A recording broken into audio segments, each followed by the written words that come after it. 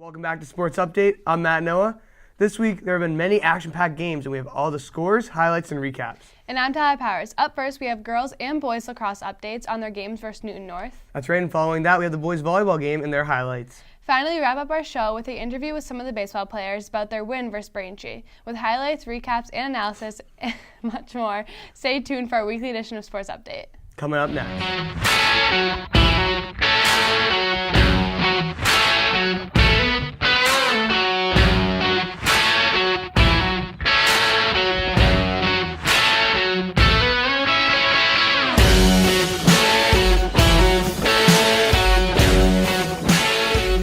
Girls lacrosse won 13-10 over Newton North on Tuesday. Bella Shiazi had 3 goals, Tess Lawson also had 3, and Georgia Parker as well. Marissa Moy had 1, Jacqueline Keene had 1, and Sophia Ferrante had 2.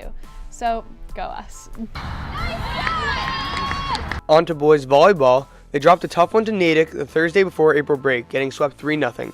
The boys were off until the next Thursday when they faced Greater New Bedford at home, and they ended up losing. It was a close one, but now on to this week. Boys volleyball barely sneaked by with a win over Algonquin on Tuesday. Coming out strong, the Flyers almost did let off the gas for a little bit, but they pounced on their opportunity to recover in Game 4 and eventually end the match.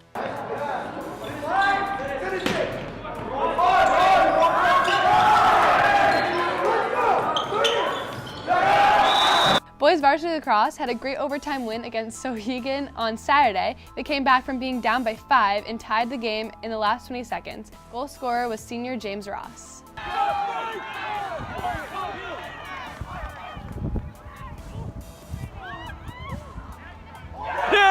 Girls varsity softball had their game canceled on Wednesday and rescheduled for Friday at 3:45 versus Newton North away. Good luck. And here's some footage from their last game against Milton.